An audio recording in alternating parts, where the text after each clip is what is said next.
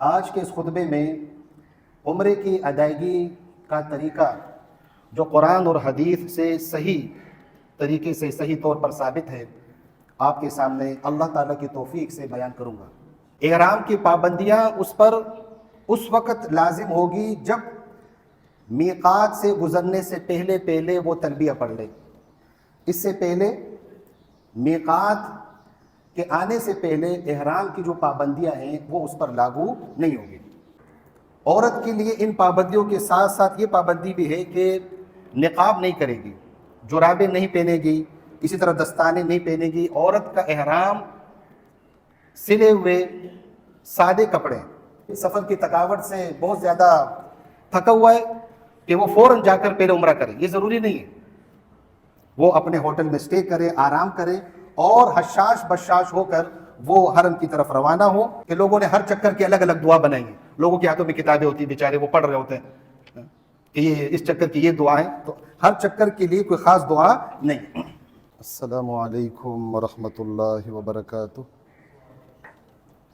ان الحمد للہ نحمده ونستعینه ونستغفره ونعوذ باللہ من شرور انفسنا ومن سیئات اعمالنا من يهده الله فلا مضل له ومن يضلله فلا هادي له واشهد ان لا اله الا الله وحده لا شريك له واشهد ان محمدا عبده ورسوله يا ايها الذين امنوا اتقوا الله حق تقاته ولا تموتن الا وانتم مسلمون يا أيها الناس اتقوا ربكم الذي خلقكم من نفس واحدة وخلق منها زوجها وبث منهما رجالا كثيرا ونساء واتقوا الله الذي تساءلون به والأرحام إن الله كان عليكم رقيبا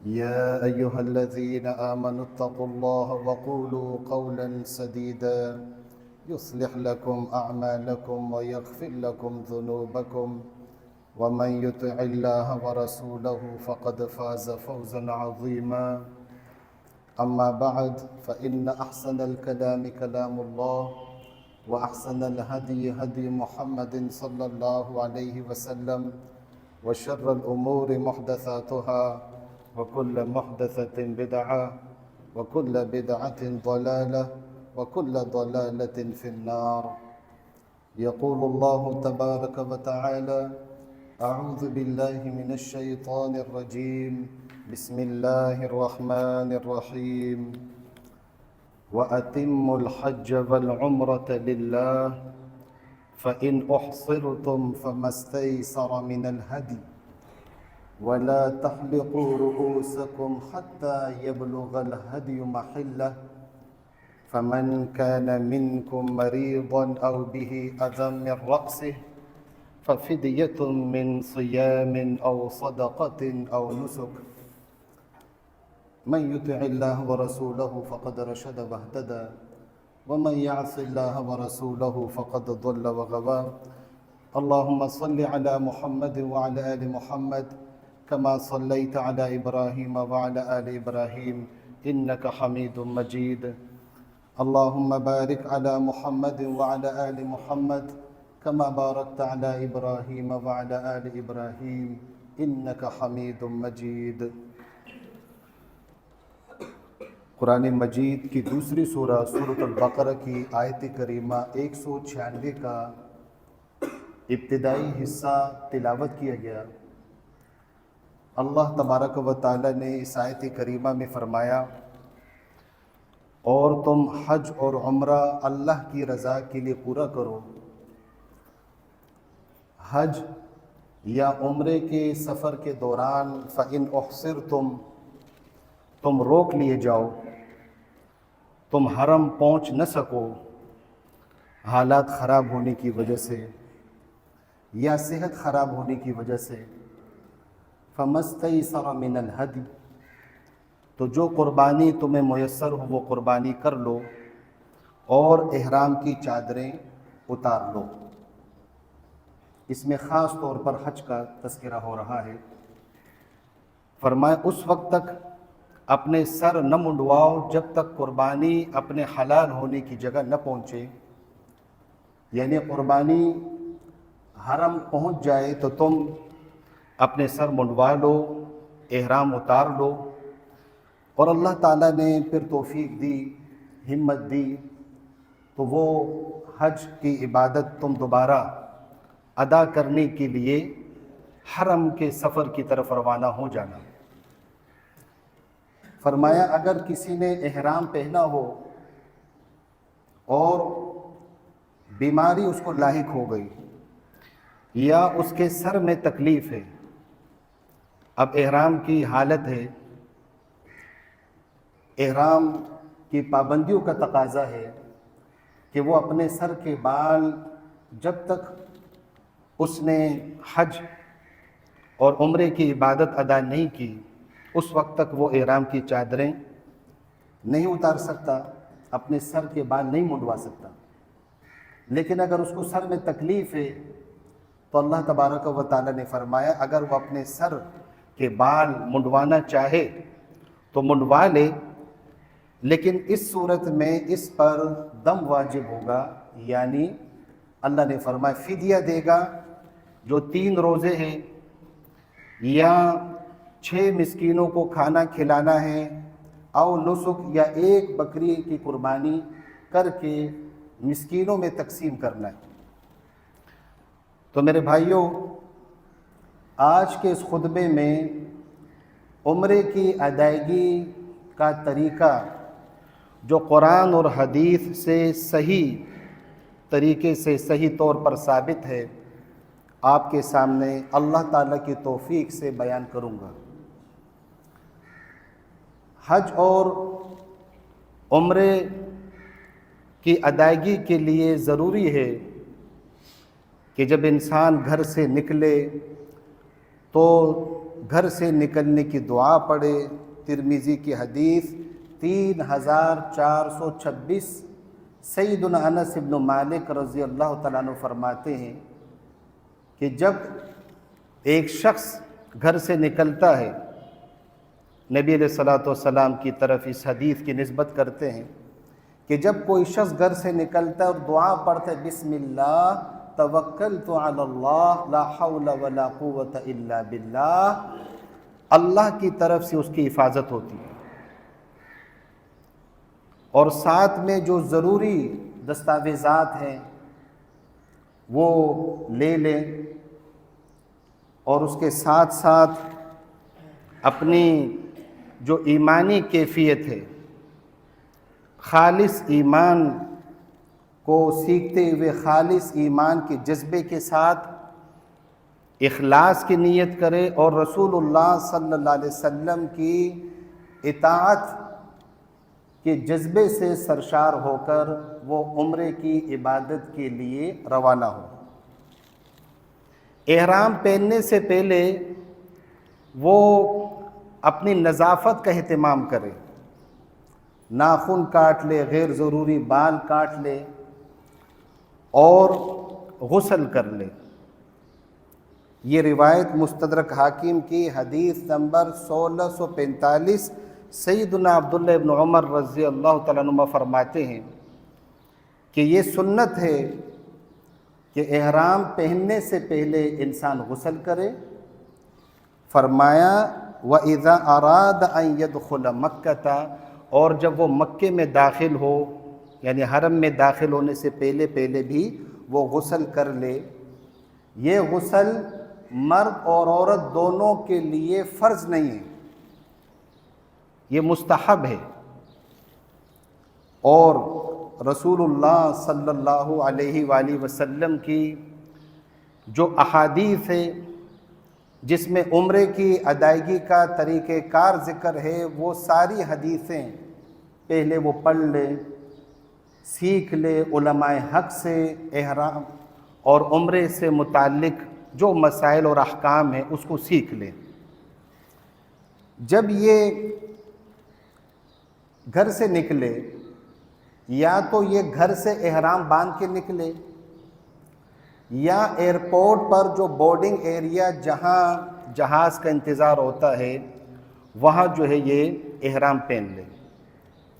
احرام کی پابندیاں اس پر اس وقت لازم ہوگی جب میقات سے گزرنے سے پہلے وہ تلبیہ پڑھ لے۔ اس سے پہلے میقات کے آنے سے پہلے احرام کی جو پابندیاں ہیں وہ اس پر لاگو نہیں ہوگی۔ تو جہاز میں جب وہ چڑھے، جہاز میں جب وہ سفر کرے تو عملے کو بتا دیا جائے کہ بھئی ہم عمرے کی ادائیگی کے لیے جا رہے ہیں۔ جب ہمارا میقات جو یلملم ہے اس سے پہلے جو جدہ کے تقریباً آدھا پونا گھنٹہ پہلے آتا ہے، تو وہاں پر وہ اعلان کر دیتے ہیں کہ جو عمرے کی ادائیگی کے لیے جانے والے ہیں وہ احرام کی عمرے کی نیت کر لیں۔ ایک باقاعدہ اعلان ہوتا ہے۔ اگر افراد زیادہ ان کو پہلے سے پتہ چل جاتا ہے، نہیں تو آپ ان کو بتا دیں کہ بھئی آپ اعلان کر لیں۔ جب آپ میقات سے ابھی گزرے نہیں ہیں، میقات قریب ہیں، تو آپ اپنی زبان سے کہے لبیک اللہم عمرتن، اے اللہ میں عمرے کے لیے حاضر ہوں۔ صحیح مسلم کی حدیث نمبر 3028 میں کہ نبی صلی اللہ علیہ وسلم نے اپنی زبان مبارک سے یہ فرمایا لبیک عمرۃ و حجن۔ جو نبی علیہ الصلوۃ والسلام نے ایک حج کیا اور وہ اس حج میں نبی صلی اللہ علیہ وسلم نے عمرہ بھی ادا کیا، تو نبی صلی اللہ علیہ وسلم نے اپنی زبان مبارک سے یوں فرمایا لبیک عمرۃ و حجن۔ اب آپ صرف عمرہ ادا کر رہے ہیں تو لبیک عمرتن، اے اللہ میں عمرے کی ادائیگی کے لیے حاضر ہوں۔ یہ زبان سے یہ الفاظ ادا کرنے۔ میرے بھائیوں، قرآن اور حدیث کی روشنی میں احرام کی چند پابندیاں ہیں، جو 9 پابندیاں قرآن اور حدیث کی روشنی میں علماء نے مستنبط کیے کہ ان پابندیوں کا خیال کرنا ہے۔ مونچھیں ترشوانا، یعنی مونچھیں نہیں ترشوانے، ناخن کاٹنا، خوشبو لگانا، مرد کے لیے سلے ہوئے کپڑے پہننا۔ احرام کی جو چادریں ہوں گی وہ ان سلی ہوئی ہوگی، اس میں ذرا بھی سلائی نہیں ہوگی مرد کے لیے۔ اسی طرح مرد کا سر ڈھانپنا، اب میقات سے پہلے جب اس نے نیت کر لی، میقات سے وہ گزرا تو وہ عمرے کی نیت کر چکا تھا، اب مرد کے لیے سر ڈھانپنا یہ منع۔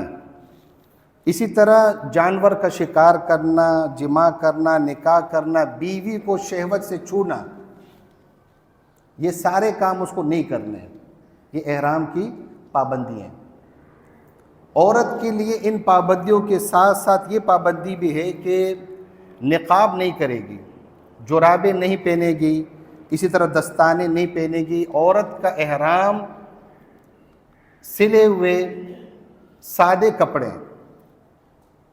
سلے ہوئے سادے کپڑے وہ عورت کا احرام ہے۔ میقات سے پہلے عورت وہ بھی تلبیہ پڑھے بلند آواز سے، اور اس کے بعد اپنا چہرہ نقاب سے نہیں چھپائے۔ جو کیپ نما حجاب ملتا ہے کہ وہ اس حجاب کی جو چادریں، حجاب کی جو پردے ہیں وہ چہرے سے دور ہو، چہرے کو چھوئے نہیں۔ تو یہ عورت کے لیے جو ہے یہ پابندیاں ہیں۔ عمرے کے جو ارکان ہیں وہ 4 ہیں: احرام، خانہ کعبہ کا طواف، اور خانہ کعبہ کے طواف کے لیے وضو شرط ہے، جس طرح نماز کے لیے وضو شرط ہے۔ نبی علیہ الصلوۃ والسلام نے فرمایا، ہاں اتنا فرق ہے کہ کعبہ کے طواف کے دوران طواف کرنے والا بات کر سکتے ہیں، نماز میں بات کرنا بھی حرام ہے۔ اور تیسرا رکن ہے صفا مروہ کی سعی۔ چوتھا جو ہے وہ سر مونڈنا ہے یا سر کے بال کاٹنا ہے۔ عورت کے لیے وہ کیا ہے کہ تمام بالوں کو سمیٹ کر انگلی کے ایک پور کے برابر اس کے بال کاٹے جائیں گے. وہ اپنے بال خود کاٹ لے, اگر بھائی ہے بھائی سے کٹوا لے. تو یہ جو ہے عمرے کے جو ہے وہ 4 ارکان ہیں. عمرے کی جو سنتیں ہیں وہ 2 ہیں. طواف کعبہ کے بعد 2 رکعت پڑھنا مقام ابراہیم کے پاس, اور مقام ابراہیم کے پاس 2 رکعت پڑھنے کے ساتھ ساتھ وہ ان 2 رکعتوں میں پہلی رکعت میں قل یا ایھا الکافرون, دوسری میں قل ھو اللہ احد پڑھے گا.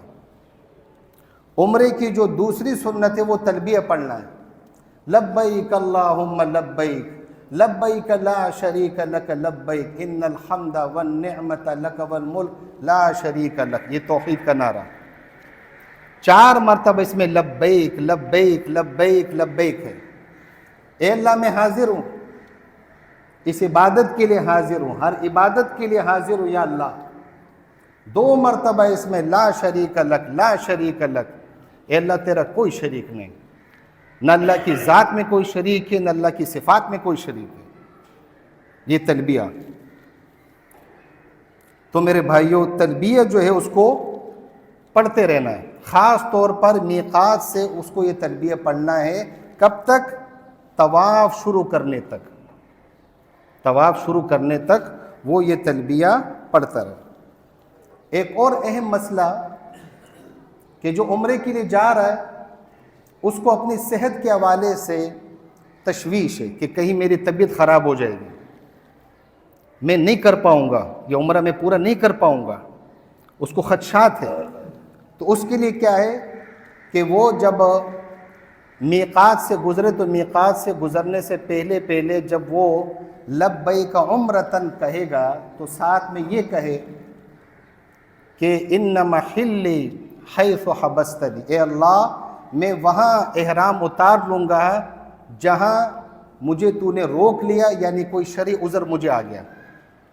اسے کہتے ہیں مشروط تلبیہ پڑھنا. مشروط عمرے یا حج کی نیت کرنا یہ جائز ہے. روایت کیا ہے؟ صحیح مسلم کی روایت حدیث نمبر 2905, سیدہ زباعہ بنت زبیر رضی اللہ تعالیٰ عنہ نبی علیہ الصلوۃ والسلام کے پاس آئی اور نبی علیہ الصلوۃ والسلام سے پوچھا, اے اللہ کے رسول صلی اللہ علیہ وسلم میں حج کے لیے جانا چاہتی ہوں لیکن بیماری کی وجہ سے میں بہت زیادہ تکلیف میں ہوں, اٹھنا چلنا میرے لیے مشکل ہے, مجھے ڈر ہے. نبی علیہ الصلوۃ والسلام نے فرمایا کہ جب تم تلبیہ پڑھو یعنی حج کا تلبیہ پڑھو تو ساتھ میں تم یہ شرط لگا دو. کیا شرط لگاؤ؟ یہ شرط لگاؤ کہ اے اللہ میں وہاں احرام کی پابندیوں سے آزاد ہو جاؤں گی جہاں تو نے مجھے روک لیا, یعنی کوئی بیماری یا کوئی اور ناگہانی آفت آ گئی. اس کا فائدہ کیا ہے؟ اس کا فائدہ یہ ہے کہ اگر بیماری کی وجہ سے یا حالات کی خرابی کی وجہ سے اس نے عمرہ ادا نہیں کیا,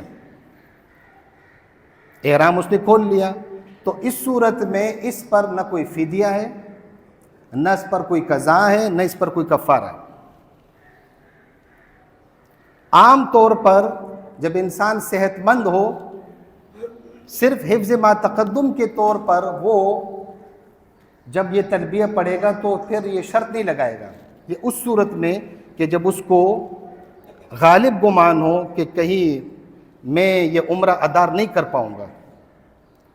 سیدنا عبداللہ ابن عباس رضی اللہ عنہ فرماتے ہیں کہ سیدہ زباعہ بنت زبیر رضی اللہ تعالیٰ عنہ انہوں نے یہ شرط تو لگائی لیکن اللہ نے ان کو توفیق دی کہ وہ پورا حج اس نے کر لیا. حج کی جو عبادت تھی وہ اس نے ادا کر لی.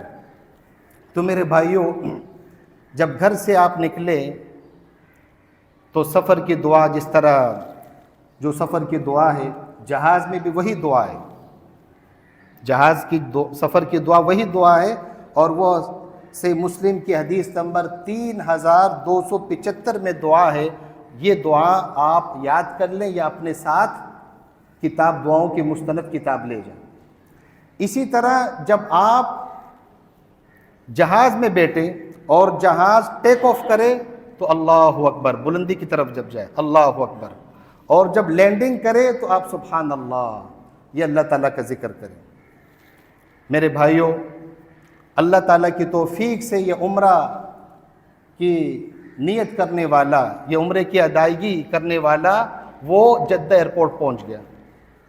یہ ضروری نہیں کہ وہ بہت تھکا ہوا ہے، بہت جو ہے سفر کی تھکاوٹ سے بہت زیادہ تھکا ہوا ہے کہ وہ فوراً جا کر پہلے عمرہ کرے، یہ ضروری نہیں ہے۔ وہ اپنے ہوٹل میں اسٹے کرے، آرام کرے اور حشاش بشاش ہو کر وہ حرم کی طرف روانہ ہو۔ سیدنا عبداللہ ابن عمر رضی اللہ عنہ سے ایک شخص نے یہ سوال کیا، اور یہ بخاری کی حدیث نمبر 1623 1624 اور صحیح مسلم میں حدیث نمبر 2999۔ عمر ابن دینار رحمہ اللہ فرماتے ہیں کہ ہم نے عبداللہ ابن عمر رضی اللہ عنہ سے پوچھا کہ ایک شخص جس نے خانہ کعبہ کا طواف کر لیا، صفا و مروہ کی سعی اس نے نہیں کی، تو کیا وہ اپنی بیوی سے ہم بستری کر سکتا ہے؟ اس پر سیدنا عبداللہ ابن عمر رضی اللہ عنہ نے نبی صلی اللہ علیہ وسلم کے عمرے کی ادائیگی کا طریقہ بیان کیا کہ نبی علیہ الصلوۃ والسلام بیت اللہ آئے، آپ نے 7 چکر لگائے خانہ کعبہ کے، پھر مقام ابراہیم کے پاس آپ نے 2 رکعت پڑھے، اور پھر آپ صفا و مروہ میں آپ نے 7 چکر لگائے۔ اس کے بعد انہوں نے سورۃ الاحزاب کی آیت 21 پڑھی، لَقَدْ كَانَ لَكُمْ فِي رَسُولِ اللَّهِ أُسْوَةٌ حَسَنَةٌ، یعنی صفا و مروہ کی سعی سے پہلے احرام کی جو پابندی وہ برقرار رہے گی، وہ اپنی بیوی سے جماع نہیں کرے گا۔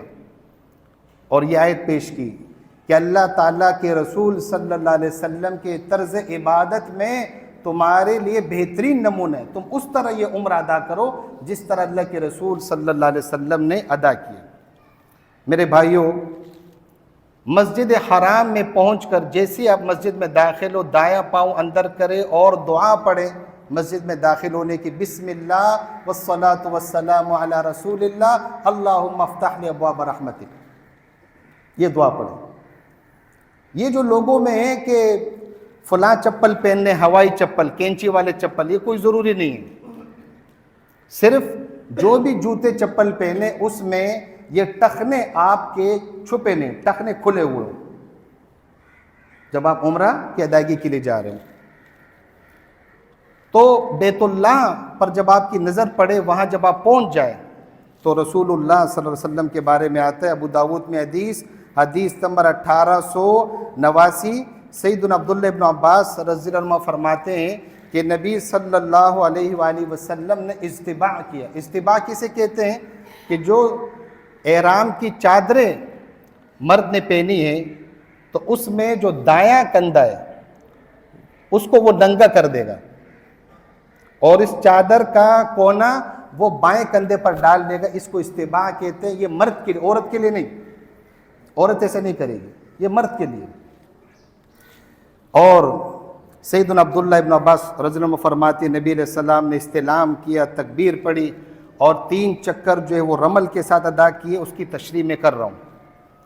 حجر اسود کے پاس سے آپ خانہ کعبے کا طواف شروع کریں گے، اور طواف شروع کرنے سے پہلے آپ اس کا استلام کریں گے۔ استلام کے 3 طریقے ہیں۔ پہلا یہ کہ حجر اسود کو جا کر آپ بوسہ دیں، جو کہ آج کل بہت مشکل ہے۔ یاد رکھیں حجر اسود کو چومنا کوئی فرض نہیں ہے، دھکم پیل کسی کو تکلیف دینا یہ اس سے بڑا گناہ ہے۔ اگر موقع ملے ٹھیک ہے، نہیں تو کوئی مسئلہ نہیں۔ تو پہلا استلام کا پہلا طریقہ کیا ہے؟ اس کو بوسہ دے دیں منہ سے، حجر اسود کو کس کریں، نہیں تو حجر اسود کو ہاتھ لگانا، ہاتھ لگا کر ہاتھ چوم لے، یہ بھی ممکن نہیں ہے، بہت رش ہے۔ تو حجر اسود کے سامنے کھڑے ہو کر دائیں ہاتھ سے اشارہ کرے اللہ اکبر۔ بعض لوگ دونوں ہاتھوں سے اور ایسے سے اشارے کر رہے تھے، کوئی ایسے سے کر رہا ہوتا ہے، راگ لمحہ۔ 1 مرتبہ کافی ہے، اللہ اکبر۔ اور پھر نبی صلی اللہ علیہ وسلم یہ 7 چکروں میں جو 3 چکر ہوتے تھے وہ رمل کے ساتھ کرتے تھے۔ رمل کا مطلب کہ چھوٹے چھوٹے قدم ہو اور ساتھ میں مرد کے لیے یہ کہ وہ کندھا ہلائے۔ اگر بہت رشے ممکن نہیں ہے تو کچھ اس طرح کا انداز اپنا لے۔ یاد رکھیں ایسا نہیں کہ آپ رمل کریں اور لوگوں کو دھکا دیں، یہ صحیح نہیں ہے۔ تو جو خانہ کعبہ کے 4 کونے رمل جو ہے وہ رکن یمانی تک کرنا ہے، یعنی جب آپ طواف شروع کریں گے تو آپ کے بائیں طرف خانہ کعبہ ہے، یہ آپ چکر لگا رہے ہیں، اس میں آپ شروع کے 3 چکروں میں رمل کریں گے ایک، اور دوسرا یہ کہ جو رکن یمانی ہے، رکن یمانی سے حجر اسود تک رمل نہیں کرنا ہے، یہ 3 کونوں میں کرنا ہے۔ رکن یمانی اس کو ہاتھ لگا، اس کو چومنا نہیں ہے، اور نہ ہاتھ اس کو لگا کر چومنا ہے۔ اگر بہت رش و رکن یمانی کو بھی آپ خانہ کعبہ کا ایک کونا ہے اسے رکن یمانی کہتے ہیں، اگر ہاتھ لگانا ممکن نہیں ہے تو اس کو اشارہ بھی نہیں کرنا ہے، اور اپنا طواف آپ جاری رکھیں۔ رکن یمانی سے حجر اسود تک رسول اللہ صلی اللہ علیہ وسلم دعا پڑھتے تھے، ربنا آتنا فی الدنیا حسنۃ وفی الآخرۃ حسنہ وقنا عذاب النار، یہ دعا پڑھیں آپ۔ بعض لوگوں نے ہر چکر کے لیے الگ الگ دعا بنائی ہے، یاد رکھے کوئی مخصوص دعا نہیں ہے سوائے اس ربنا آتنا فی الدنیا اس دعا کے، جو رکن یمانی سے حجر اسود تک یہ دعا نبی علیہ الصلوۃ والسلام سے ثابت ہے۔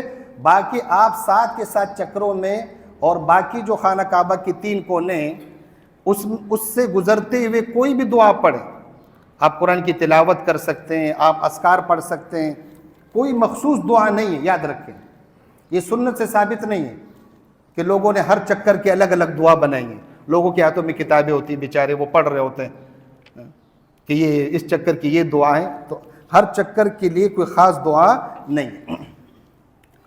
تو 3 چکر جو رمل کے ساتھ آپ نے ادا کیے، تو باقی جو 4 چکر ہے وہ عام رفتار کے ساتھ آپ ادا کریں گے۔ ہر دفعہ جب حجر اسود پر آئیں گے تو حجر اسود کی طرف اشارہ کریں گے اللہ اکبر 1 مرتبہ، حجر اسود سے شروع ہوگا، حجر اسود پر ختم ہوگا، یہ 1 چکر ہو جائے گا۔ 7ویں چکر پر پھر حجر اسود کو اشارہ نہیں کرنا ہے، کیونکہ وہ تو 7 چکر پورے ہو گئے نا۔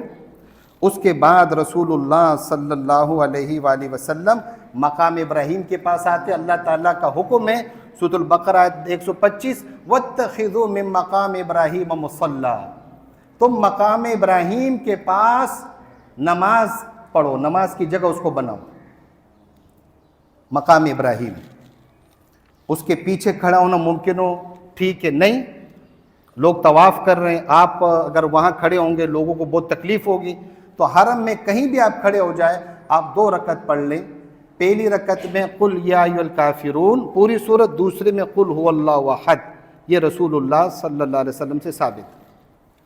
اس کے بعد نبی صلی اللہ علیہ وسلم زمزم کے کنویں کے پاس جاتے اور آپ خوب سیر ہو کر جو ہے وہ زمزم کا پانی پیتے۔ تو وہاں جو ہے زمزم کا پانی موجود ہے، جو کولرز میں ہوتا ہے اس میں گرم پانی بھی ہوتا ہے، ٹھنڈے بھی ہوتا ہے، اور جو ٹوٹنی میں ہوتا ہے وہ سارا کا سارا ٹھنڈا ہوتا ہے۔ تو یہ بھی آپ کے لیے معلومات ہے جو کوئی نہیں گیا پہلے۔ اس کے بعد یہ روایت ہے صحیح مسلم کی، حدیث نوٹ کر لے 2950، نبی صلی اللہ علیہ وسلم زمزم کا پانی خوب سیر ہو کر پینے کے بعد آپ دوبارہ حجر اسود کے پاس آئے، آپ نے حجر اسود کو بوسہ دیا۔ اگر یہ ممکن ہے بوسہ دے ٹھیک ہے، نہیں تو دور سے آپ اشارہ کریں اللہ اکبر۔ اس سنت پر بہت کم لوگ عمل کرتے ہیں، حالانکہ یہ صحیح مسلم کی حدیث ہے، حدیث نمبر 2950۔ پھر صفا کی طرف آپ جائیں، صفا ایک پہاڑی، اس کی طرف جائیں اور جاتے ہوئے قرآن کی یہ آیت پڑھے، ان الصفا والمروۃ من شعائر اللہ، سورۃ بقرہ کی آیت 158۔ صفا و مروہ اللہ کی قدرت کی نشانیوں میں سے۔ صفا ان الصفا والمروۃ من شعائر اللہ پڑھنے کے بعد آپ یہ پڑھیں ابدأ بما بدأ اللہ بہ، میں وہاں سے صفا مروہ کی صحیح شروع کروں گا جہاں سے اللہ نے شروع کیا۔ کیا مطلب؟ اس آیت میں اللہ نے صفا کا ذکر پہلے کیا نا، تو میں بھی صفا سے شروع کروں گا۔ نبی علیہ السلام نے یوں فرمایا، صفا پر پہنچ کر بیت اللہ کی طرف آپ رخ کریں گے۔ بیت اللہ جو ہے وہ نظر آتا ہے، اگر ممکن نظر آ رہے ٹھیک ہے، ورنہ ضروری نہیں ہے کہ بیت اللہ کو لازمی طور پر آپ دیکھیں، نظر آ رہا ہے موقع ہے تو ٹھیک ہے، ورنہ خانہ کعبہ کی طرف رخ کر کے نبی صلی اللہ علیہ وسلم دونوں ہاتھ اٹھاتے تھے، اللہ اکبر اللہ اکبر اللہ اکبر۔ پھر نبی علیہ الصلوۃ والسلام یہ دعا 3 مرتبہ پڑھتے، لا الہ الا اللہ وحدہ لا شریک لہ لہ الملک ولہ الحمد وہو علی کل شیء قدیر، لا الہ الا اللہ وحدہ انجز وعدہ ونصر عبدہ وہزم الاحزاب وحدہ۔ یہ دعا 3 مرتبہ، اور اس دوران آپ جتنی دعائیں مانگنا چاہے مانگ لیں۔ دیکھیں یہ ہے اصل میں زیارت کی جگہ بیت اللہ، اور وہاں اللہ تعالیٰ سے مانگنے کا طریقہ ہمیں سیکھنے کو ملتا ہے کہ داتا دستگیر ایک اللہ تعالیٰ ہے، ایک اللہ سے مانگنا ہے، ایک اللہ کو پکارنا ہے۔ تو آپ جتنی دیر تک کھڑے ہو کر آپ دعا کر سکتے کریں، اور اس کے بعد آپ صفا سے مروہ، جب مروہ تک پہنچیں گے تو یہ ایک چکر ہو جائے گا۔ اچھا، بیچ میں سبز لائٹیں ہوتی ہیں، ان سبز لائٹوں پر دوڑیں آپ، اگر رش نہیں ہے دوڑنا ممکن ہے تو اس میں دوڑیں، سبز لائٹیں ہوتی ہیں اوپر۔ مروہ تک آپ پہنچ گئے، یہ ایک چکر ہو گیا۔ مروہ پر پہنچ کر آپ اسی طرح کریں جس طرح آپ نے صفا پہ کیا، لیکن یہاں پر آپ قرآن کی وہ آیت نہیں پڑھیں گے، وہ قرآن کی آیت شروع میں دیں، بیت اللہ کی طرف رخ کر کے، خانہ کعبے کی طرف رخ کر کے آپ ہاتھ اٹھائیں، اللہ اکبر اللہ اکبر اللہ اکبر، پھر یہ دعا پڑھیں جو دعا بھی آپ نے سن لی، 3 مرتبہ دعا پڑھیں، اور جو اللہ تعالیٰ سے آپ مانگنا چاہے مانگے اللہ تعالیٰ سے۔ صفا سے مروہ ایک چکر، پھر مروہ سے صفا کی طرف آئیں گے، وہاں بھی سبز لائٹیں ہوں گی، اس سبز لائٹوں پر آپ کو دوڑنا ہے۔ تو صفا سے مروہ 1، مروہ سے صفا 2، تو آخری چکر کہاں پورا ہوگا؟ مروہ پر۔ 7واں چکر مروہ پر پورا ہوگا۔ مروہ جو ہے وہاں جب 7واں چکر پورا ہوگا پھر ہاتھ نہیں اٹھانے، وہاں پر پھر ہاتھ نہیں اٹھانے۔ اس کے بعد رسول اللہ صلی اللہ علیہ وآلہ وسلم سے ہمیں مرد کے لیے 2 طریقے ملتے ہیں، یا تو اپنا پورا سر گنجا کر لے مرد، اور یا اپنے سر کے بال ترشوا لے۔ عورت کے لیے کیا ہے کہ وہ اپنے تمام بالوں کی چوٹیاں بنا کر ایک انگلی کی ایک پور کے برابر بال کاٹ لیں، تو یہ عمرہ ادا ہو گیا۔ تو آپ نے اتنی تفسیر سن لی، سب کے دلوں میں عمرے کا شوق پیدا ہوا کہ نہیں ہوا؟ الحمدللہ۔ یہ ہے زیارت کی جگہ، یہ مزارات، یہ آستانے، یہ زیارت کی جگہ نہیں ہیں کہ وہاں انسان جا کر جو ہے طواف صرف بیت اللہ کے ساتھ ہے۔ نبی صلی اللہ علیہ وسلم کی قبر، ان کی قبر کا بھی طواف نہیں ہے، طواف صرف بیت اللہ کا ہے، صرف بیت اللہ کا۔ تو اللہ تبارک و تعالی ہمیں توفیق دے کہ جو گئے اللہ تعالیٰ ان کو دوبارہ توفیق دے، جو نہیں گئے تو وہ دل میں جذبہ پیدا کرے۔